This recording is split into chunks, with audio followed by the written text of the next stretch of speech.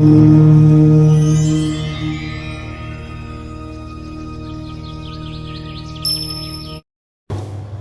गुरुदेव, जय गुरु माता, जय गायत्री शक्ति, जय मां भगवती, जय महाकाली, जय विंध्यवासिनी माता, जय माता।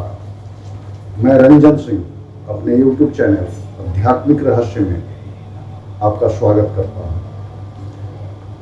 आज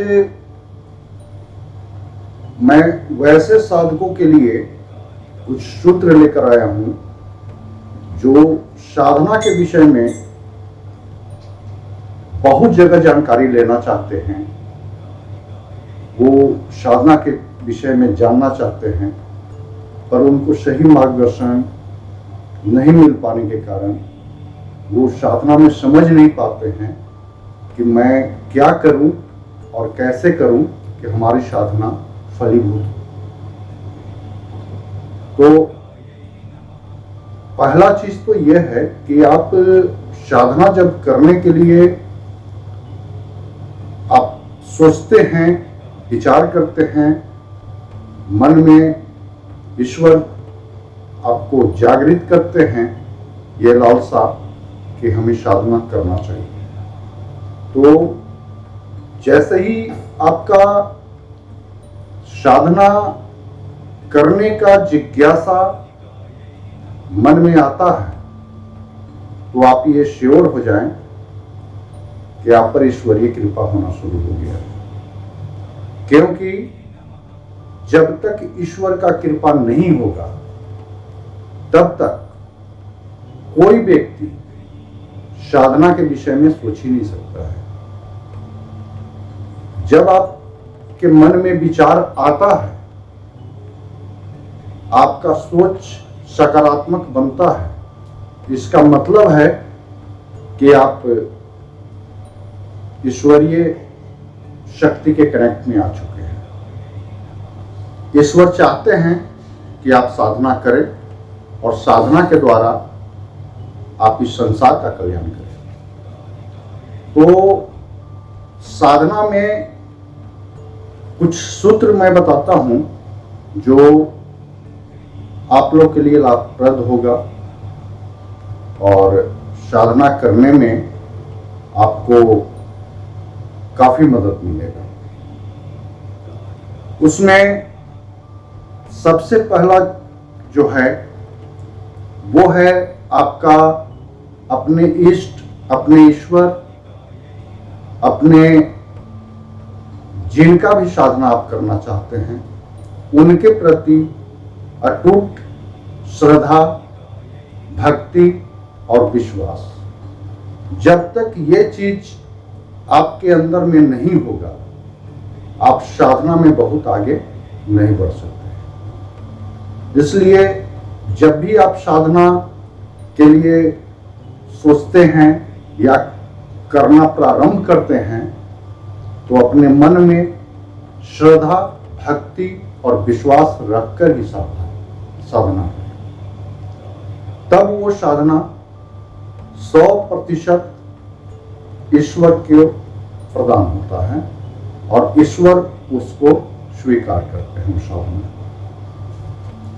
दूसरा है, जब आप साधना में बैठते हैं, चाहे आप मंत्र जाप के माध्यम से बैठें या ध्यान साधना के माध्यम से बैठें, सबसे पहला और बहुत ही महत्वपूर्ण चीज है वो आपका विचार। आप किस विचार के साथ आप बैठ रहे हैं ये बहुत बड़ा मायने रखता है। जब आप अपना सोच सकारात्मक रखेंगे, सकारात्मक सोच के साथ आप साधना में बैठेंगे तो ईश्वर आपको हर तरह से सकारात्मक करेंगे। आपके जीवन में सारा घटना आपका सकारात्मक होगा। लेकिन आप जब पूजा में या साधना में जब आप बैठेंगे और उसके बाद तरह तरह का बात, बहुत सारी उलझुल फालतू की बातें आप विचार में लाएंगे तो वो साधना में विघ्न पैदा करता है, क्योंकि नकारात्मक सोच जो है वो कभी भी फलीभूत नहीं हो सकता। इसलिए आप साधना में हमेशा सकारात्मक सोच के साथ ही बैठे। तो ये मैं दूसरा आपको बताया। तीसरा जो है वो है आपका साधना करने का विधि। साधना आप किस तरीके से करते हैं और कैसे माहौल में करते हैं, यह भी बहुत मायने रखता है। जैसे कोई व्यक्ति अपने घर में बहुत आवाज, बहुत गैदरिंग के बीच में अगर कोई साधना करता है तो वो बहुत सा उसको बीच में अवरोध पैदा होता है। और कोई व्यक्ति मंदिर में जाकर साधना करता है, हिमालय पर्वत पर जाकर साधना करता है, तो वो कुछ अलग साधना होता है।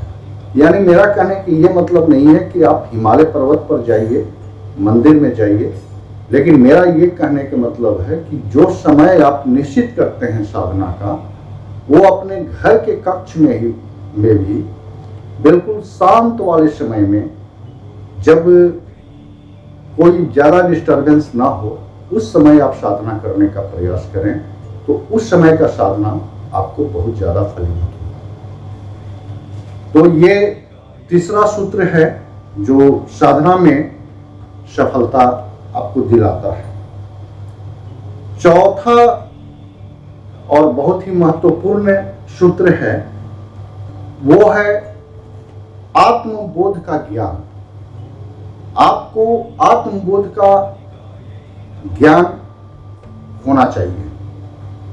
यानी कि आत्मबोध का ज्ञान के मतलब, मेरा कहने का मतलब यह है कि आप में अहंकार नहीं होना चाहिए, आप में घमंड नहीं होना चाहिए।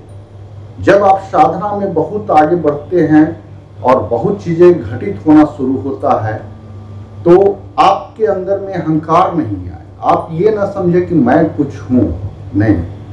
आप हमेशा ईश्वर के समक्ष अपने आप को यही मानेंगे कि मैं कुछ भी नहीं, जो दिया हुआ है सब आपका दिया हुआ है, और आगे भी जो आप देंगे वो आपका ही दिया हुआ रहेगा। यानी कि मेरा कुछ है ही नहीं। तो ये बोध जो है वो ईश्वर के काफी करीब लाने में काफी मदद करता है। तो ये चौथा सूत्र है जो ईश्वर के नजदीक आने में और आपको साधना में जो विकसित कहा जाता है, जो विकसित होने का जो क्रिया है, उसमें आपको बहुत बड़ा मदद मिलता है। और पांचवा और अंतिम सूत्र जो है वो है आत्मसमर्पण। यानी आप अपने आप को पूरी तरह आप ईश्वर को समर्पित हो जाते हैं। उस समय कहीं कोई कुछ भी नहीं है, आपके लिए जो भी है वो बस ईश्वर है। आप इस भावना को जब आप रखते हैं और इस भावना को रखते हुए जब आप साधना करते हैं, तो आपकी साधना बहुत जल्दी और बहुत स्ट्रांग, बहुत मजबूती के साथ वो साधना सफल होता है। तो ये 5 सूत्र मैंने आप लोगों को बताया है, जो साधना के संबंध में, चाहे वो मंत्र जाप के माध्यम से साधना करने वाले व्यक्ति हों या फिर ध्यान साधना के माध्यम से वो साधना कर रहे हों, ये दोनों मार्ग से जो भी साधक हैं, ये 5 सूत्र के माध्यम से वो अपने जीवन में वो सारे कुछ प्राप्त कर सकते हैं जो वो सोचते हैं। तो हमें उम्मीद है कि हमारा ये जानकारी आप सभी को काफ़ी पसंद आया होगा, और ये वीडियो अगर आपको पसंद आया होगा तो हमारे वीडियो को लाइक ज़रूर कर दें, कमेंट जरूर कर दें और हमारे इस चैनल को, आध्यात्मिक रहस्य को आप सब्सक्राइब करना बिल्कुल ना भूलें, ताकि आगे आपके जैसे और व्यक्ति भी इस चीज़ को ज्ञान प्राप्त कर सकें और आगे हमसे जुड़ सकें। धन्यवाद। जय महाकाली।